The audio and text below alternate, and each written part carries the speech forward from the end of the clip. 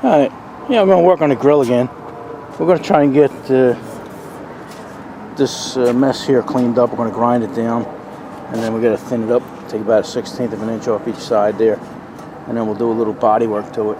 But yeah, I shouldn't be here right now working on this, because you see the taco over there. We're all loaded up, man. We should be at a show right now, but we like to show up a day early, you know, set up. But Mike is sick as a dog. He's got some kind of flu or bug or something, and we're not going to make it.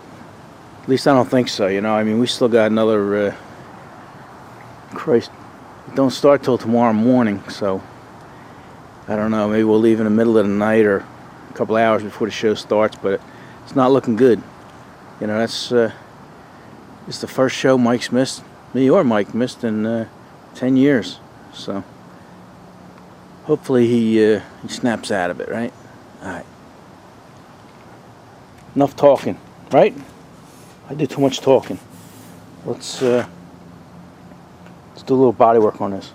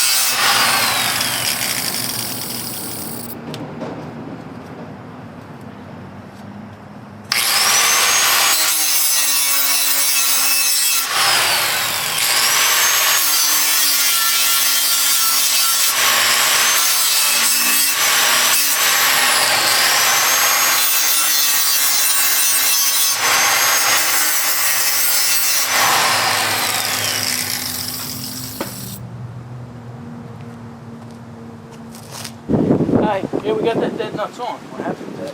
Perfectly flat, where I want it. So, do have a little tiny bump right here and right here, but that's on the back. Once I flatten the back out, that's going to be perfect. So let me do the other side. You guys don't have to see that, right? You know how it's done. Alright, we'll show you when we flip it over and do the back. We'll show you. Alright, yeah, we got that all cleaned up and shaped, and I'm liking the way I see that. Same with this one. It's right where it belongs. Here's a tip for you young body guys. Anytime you can bring a repair to an edge, you know, like, let me get a marker here.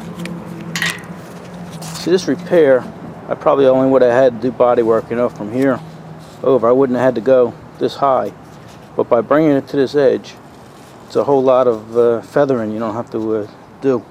Same with here. This repair would have ended right here. So this would have been the repair, and then this here you would have had to feather in. On this wouldn't have been too bad, but anytime you get an edge like right here and stuff, because this here ends here and ends here, you know, always bring it to an edge, and it makes it that much easier when you get done and feathering stuff in. So see, like right here, I got a dent right here. I don't know if you can see that. There's a dent right here, and then there's another dent right here. These things are supposed to be flat, you know, like this. Now this one here, it wouldn't make sense to go to this edge and do all of that, so I would, that repair would be right here. We'll bring it to this edge, and this edge, and this edge. But now this one here is a different story, because I have this dent right here, and then I got another dent right here. I don't know if you can see that. I'll try and get another one. I don't have any sun out here, but anyway, there's a small dent right here. So I'll grind all this down and bring it to this edge, because when you're doing this dent right here, this is going to get all scratched up, and you'll bring that repair to here. So it's better just to clear that all up, and saves you a lot of work in the end. Alright, I'm going to flip this over, and we'll grind the back.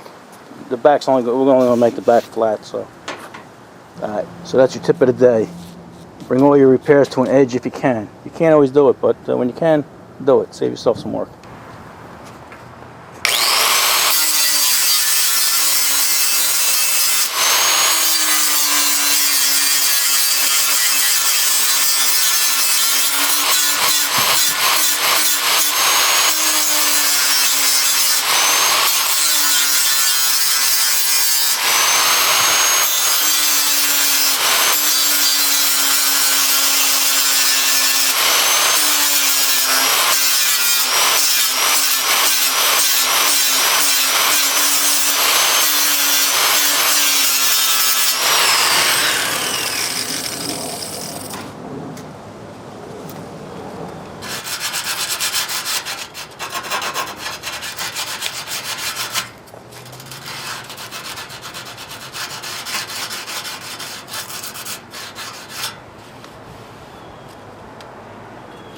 Okay, that's pretty good. Yeah, back here, just going to fill this with some seam sealer, clean that up, put some seam sealer in there, make sure no water gets in behind there, and we should be fine.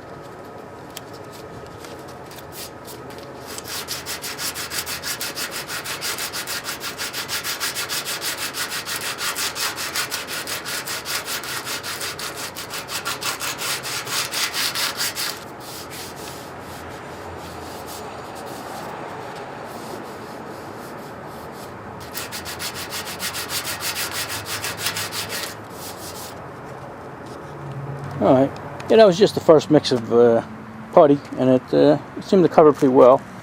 I do have a couple spots, like right here, and right here, very tiny spots, and that's it, I think right here. I'm not even showing you, I'm looking at this, I'm not even looking at the screen, sorry about that, but I made a mark here, made a mark here, here, and here. Okay, but they're real shallow. And then on the centerpiece, just got to fill in this little gouge here and a tiny little gouge here. This side here, got a little bit more. I got to fill in this section right here. The rest of it's pretty good. This one came out. I don't have to do anything filling on here. And this end one here, this came out good. This one here, I just have to. Looks like this, just that little bit right there. So I'm happy with that. You know, that came out real good. All right. Another tip for you guys is a lot of guys I see them use Sharpies and stuff. If you use a Sharpie, man, you take the risk of that bleeding through after you paint sometime. You know, you'll prime it and it'll look okay and everything, and the next day you come back and it'll bleed through that, and then you say, I want to paint it. And once you paint it, then it'll bleed through that. Use yourself a little pencil, a real short pencil like that. The shorter ones work better. And just circle where you got to go. So I'm going to go over this again real good, see if I missed any spots, and then we'll mix up another one. You guys don't have to see that. And mix that up and fill that in, and we should be good. Alright, I'll see you when we got something accomplished. Yeah, another thing, let me mention this. You know, you get all these tools and everything, and it turns out the best tool I had for this job was an old paint stick. You get them for free at Home Depot and Lowe's. You gotta make sure they're straight though. Sometimes you get one with a warp in it. But a good flat piece of paint stick and you're good to go. Alright. Yeah, we're gonna wrap it up here. We did all the body work there and then sanded it down to a 220 finish, which is good. And all the dents came out nice. I'm happy with that. Starting to lose a little sunlight over there. It's going down behind the trees there. So we're going to bring this operation inside. And I think, like I said, I'm only going to spot prime this. You know, because the rest of the paint's in really good shape. No sense in wasting primer on that, and then you have to sand it down and everything else. But I'm gonna bring it inside, and we'll seam seal this. That way, when we start painting everything, the paint won't get in behind there and stuff. So, what do you say? Enough for today? All right. Maybe I'll see you later on. All right. Yeah, we cleaned these up. Ground this down around the edges and stuff, so the seams here will stick to it. Same with over here. So we're all good to go there. Plus, don't forget, I have this one piece down here. Oh, I was looking at the wrong one. You kill me, Road King. I'm trying to hold this up and hold the camera at the same time. It almost balances, but anyway. I want to seam seal that too. And you know what? I probably don't have to, but I'm going to seal the bottom, you know, just for fun. Alright, let me show you what we're going to use here. This is seam sealer, firm and flexible white, for professionals and industrial use only, so some of you guys won't be able to use this. But this is what the car company's been using for years, hundreds of years. To whenever they, you know, a car is mostly spot welded together, and in between those spot welds they put this. You know, it gets hard, but it's still flexible, and it keeps out water, and it's also good glue. You know, this stuff is pretty strong when it gets done. But anyway, we're gonna put that on there, and that'll keep us from doing any body putty and stuff like that. Alright, it's pretty nasty, gooey, stinky stuff, so I'm just going to glob it here, and then it dries pretty fast. So I'm going to put a glob there. Oh yeah, I've also got these little holes here.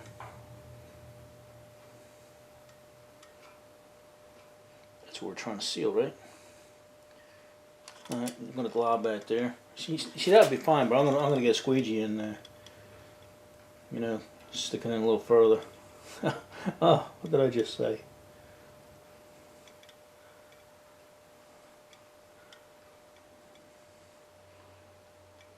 Actually, this gun is doing pretty good, so I might not have to do anything to it, because it looks like, if you look at it close, yeah, it almost looks like it's melting in there. So yeah, I'm not going to mess with it. Whoa, got a little drip there. Yeah, I said I was going to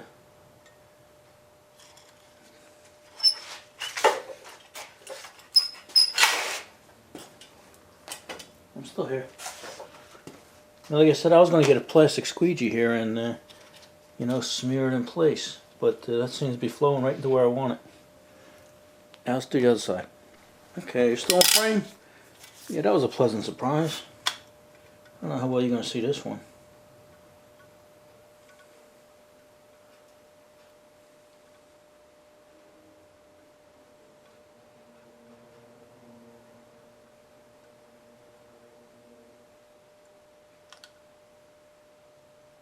Okay, call that good.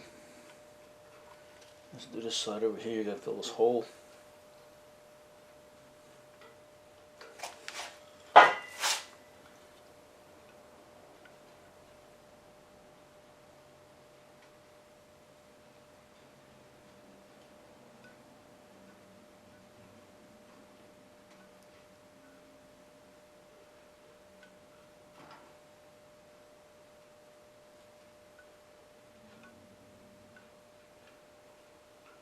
Alright. Yeah, that'll keep water from getting in there and rusting it out from behind. Alright, let's do that little tab real quick. Alright, I'm going to try and hold this up and do this with one hand and see how it turns out.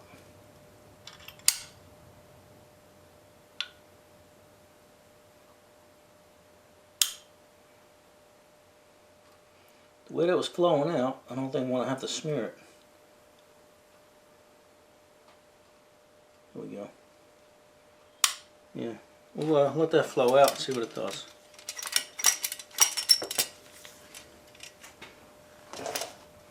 It is down here.